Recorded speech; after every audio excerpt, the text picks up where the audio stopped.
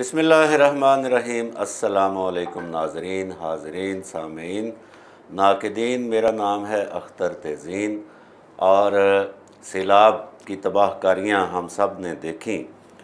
कोई दिन नहीं जाता कि जब हमें उदासियाँ ना मिलें, जब हमें बुरी बुरी ख़बरें ना मिलें। और अभी ताज़ा तरीन जो सैलाब ज़दगान का हाल है, अभी हम अपने घर में सादा रूखी सूखी रोटी भी खाते हैं तो हमें ऐसा लगता है कि हम कोई जुर्म कर रहे हैं। हम सोच में पड़ जाते हैं कि उन सैलाब ज़दगान को और फिर उनके मासूम बच्चों को रोटी मिली होगी या नहीं मिली होगी। और यही हमारा मुक़द्दर है। इस मुल्क में कोई ना कोई आफ़त आई रहती है और इसको आप दिलचस्प बात कहें या अफसोसनाक बात कहें, मेरे नज़दीक ये बहुत अफसोसनाक है कि आफ़ात आती हैं, ज़लज़ले आते हैं, सैलाब आते हैं या जंगें शुरू हो जाती हैं तो यहाँ पे कुछ लोगों के वारे न्यारे हो जाते हैं, जबकि लाखों करोड़ों के लिए ये एक अज़ाब की शक्ल इख्तियार कर जाता है।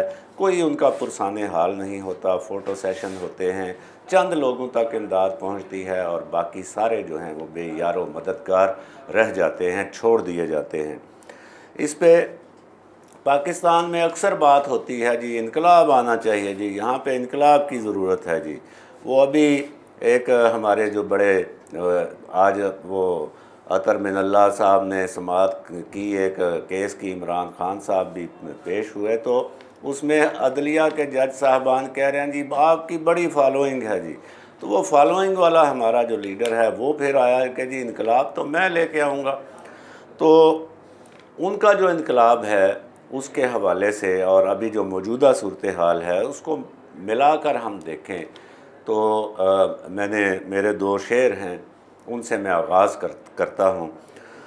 अर्ज़ किया है इनकलाब नहीं आया मगर अज़ाब आ गया, इनकलाब नहीं आया मगर अज़ाब आ गया, पानी यहाँ वहाँ पे बेहिसाब आ गया, पानी यहाँ वहाँ पे बेहिसाब आ गया, इनकलाब नहीं आया मगर अज़ाब आ गया।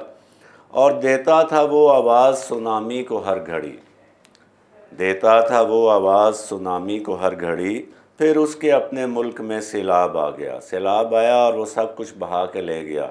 और उसका पूरा सूबा जो KPK है, जहाँ पे 9 साल से वो बरसर इक़्तिदार है, और बलूचिस्तान और फिर सिंध और साउथ पंजाब जहाँ से उसी को बहुत ज़्यादा वोट मिले, ये शाह महमूद कुरैशी और दीगर जो उसके सारे हैं उनको वहाँ से वोट मिले और पॉपुलर पार्टी हुई। फिर इन्होंने ही नारा लगाया था साउथ पंजाब का भी, वो भी सैलाब की नज़र हो गया। डेरा गाजी खान डिवीज़न में बहुत बुरा हाल हुआ। और सूरत हाल ये है कि मौसूफ़ अभी तक, वो पिछले दिनों एक वो उन्होंने वीडियो जारी की कि खान साहब दौरा कर रहे हैं, वहाँ पे ये इतना चप्पा चप्पा पानी खड़ा था और खैमे थे और कोई वो सैलाब ज़दगान की वो ऐसे ही था जैसे एक कोई फेक साइट बनाई जाती है लोगों को दिखाने के लिए। बहरहाल ये हमारा मौजू नहीं है। हमारा मौजू है कि क्यों हमें ये सैलाब आते हैं तो बहा ले जाते हैं, क्यों ये ज़लज़ले आते हैं तो हमारा सब कुछ तबाह कर देते हैं, और क्यों हमारे यहाँ इन आफ़ात से निमटने के लिए, इनसे बचाव के लिए, इनसे बर वक्त आगाह करने के लिए और इनका डैमेज जो है, इनसे होने वाला नुकसान कंट्रोल करने के लिए हमारे पास क्यों मशीनरी नहीं है। 5 नौजवान जो कि आपस में दोस्त और रिश्तेदार थे, वो खड़े हैं टीले के ऊपर और वो हेलीकॉप्टर के इंतज़ार में हैं, मगर हेलीकॉप्टर 2 सूबे में मौजूद हैं KPK में, लेकिन बैरिस्टर सैफ साहब जो तर्जुमान हैं KPK गवर्नमेंट के, वो कहते हैं जी वो तो सफ़र के लिए हैं, वो इन चीज़ों के लिए नहीं हैं। और वो 5 नौजवान जो हैं वो सैलाबी रेला आया और उनको बहा ले गया।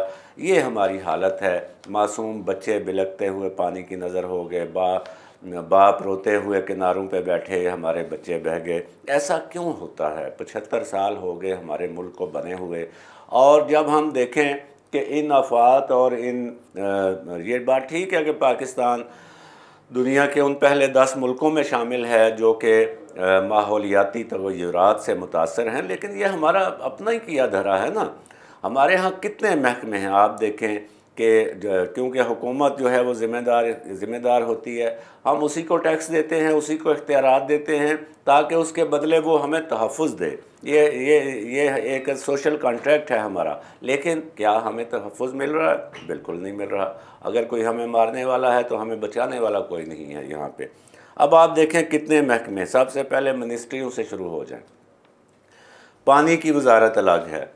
ये खान साहब के दौर में आपको पता है कि पानी का वज़ीर कौन था? फैसल वाडा साहब। ये वही फैसल वाडा है जो इधर पिस्तौल लगा के, वो चीनियों पे हमला हुआ कराची में तो पिस्तौल लगा के मौके पे पहुंच गए थे और फिर बूट लेके वो टीवी शो में पहुंच गए। अब आप देखें पानी, हमारा पानी जो है ये, वो कहते हैं ना मुस्तकबिल की जंगें पानी पर होंगी। भारत ने वो दरियाओं पे, जहलम पे बना लिए, डैम बना लिए वगैरह वगैरह। और अब पानी की सूरत हाल ये है कि एक तरफ कभी तो हम खुश्क साली का शिकार हो जाते हैं, पानी है ही नहीं फसलों को सिराब करने के लिए, और कभी इतना पानी आता है कि वो हमारा सब कुछ, फसलों समेत सब कुछ बहा के ले जाता है। ये क्या है? ये खालिस्तन हमारे मुतलका हुक्काम की नाकामी और उनकी जो गफलत है, और संगीन तरीन गफलत है, और ये इंतहाई एक संगीन जुर्म के ज़िम्रे में आती है, इंतहाई संगीन जुर्म है, इस पे उनको सज़ा मिलनी चाहिए। देखें, पानी की वजारत अलग है जिसके तहत वापडा भी है। वापडा अब ज़िम्मेदार है डैमों का और पानी के ज़ख़ीरों का। फिर हमारी जो बिजली की वजारत है, मुकम्मल एक वजारत है। और इनके जो महकमे हैं, वापडा मैंने अर्ज़ किया कितना बड़ा महकमा है, अरबों का बजट है इसके पास, और हर साल अरबों का बजट इसको मिलता है कि पानी को ज़ख़ीरा करें, ज़ख़ीरे बनाएं पानी के, लेकिन सूरत हाल आपके सामने है। फिर फेडरल फ्लड कमीशन एक हमारे यहाँ काम करता है। ये 1973 में भुट्टो साहब ने बनाया कि मुल्क में जो फ्लड आते हैं उनका कोई इंतज़ाम किया जाए। अब आप देखें कि 1973 से अब तक 50 साल हो चुके हैं, और 2010 का सैलाब भी बहा ले गया हमें, अब ये सैलाब भी बहा ले गया हमें। ये फ्लड कमीशन क्या कर रहा है?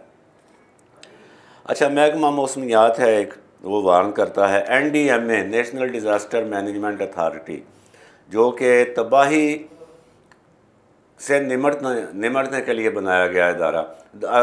2005 के ज़लज़ले तक तो हमें ज़रूरत ही महसूस नहीं हुई कि हमारे पास एक ऐसा इदारा होना चाहिए जो कि आफात से निमट सके और तबाही के जो नुकसानात हैं उनको कंट्रोल कर सके।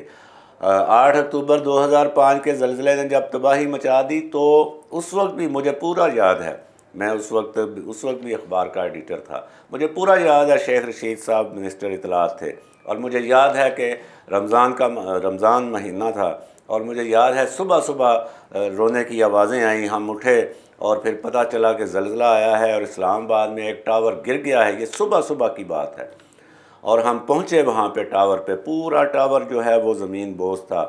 और उसी रोज़ शाम 8 बजे तक उस वक्त का जो वज़ीर इत्तलात था शेख रशीद साहब, वो रात शाम 8 बजे तक वो कह रहे थे, ओ जी क्या हुआ है जी, इस्लामाबाद में एक इमारत गिरी है और कुछ जगह पे दीवारें गिरी हैं, 2-4 बंदे मरे हैं, ज़्यादा नुकसान नहीं हुआ।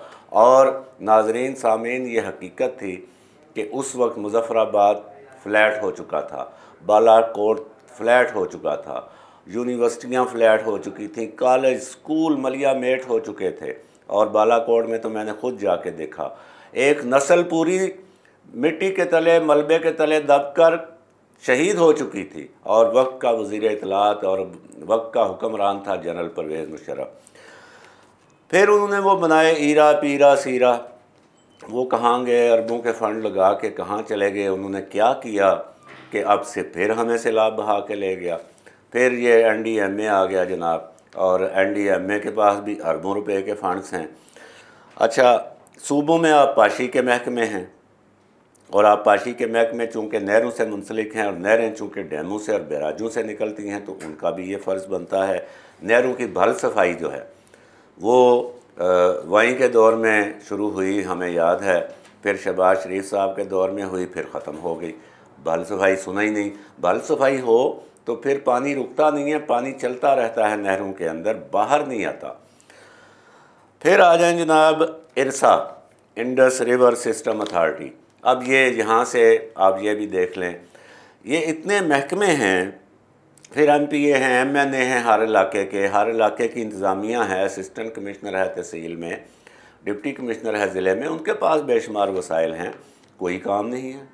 सैलाब आता है बहा ले जाता है, इतने सारे महकमे हैं, कोई बचाव नहीं है, कोई नुकसान से कमी का कोई इंतज़ामात नहीं है, बहाली का कोई सूरत हाल नहीं है। और कई कई दिन तक वो लोग वहाँ पे बेयारो मददगार पड़े रहते हैं, दरख्तों के पत्ते खा खा कर वो गुजारा करते हैं और मर जाते हैं वहाँ पे। अब आप देखें इरसा पे, अब आ जाए यहाँ पे जमात अली शाह 10 साल पहले ये मुल्क से भाग गया, कनाडा में पनाह गज़ीन हो गया। जमात अली शाह पे ये इल्ज़ाम था कि उसने भारत की सपोर्ट की, जो ये डैम बना रहा था किशन गंगा और नीलम दरिया पे जो डैम बना रहा था, उसने चशमपोशी की और उस वजह से वो भाग गया और उस पर FIA में अभी तक केस दर्ज है। कनाडा में वो मुकीम है। जमात अली शाह इरसा का चेयरमैन था। फेडरल फ्लड कमीशन में कमाल अहमद साहब चेयरमैन हैं, गुज़श्ता 32 साल से वहाँ पे तैनात हैं। 32 साल से ये बंदा वहाँ पे तैनात है। Federal flood commission, Ataturk Avenue पे इसका ऑफिस है और इनके ज़िम्मे भी ये सैलाबों का इंतज़ाम है। क्या इंतज़ाम किया? 2010 का भी सैलाब आया, 10 के बाद अभी 12 साल हैं, क्या इंतज़ाम किया भैया आपने? 2015 में इन्होंने देनी थी पॉलिसी मुकम्मल कि सैलाबों से बचाव कैसे किया जाएगा, लेकिन 2015 गुजर चुका, कोई पॉलिसी नहीं है यहाँ पे।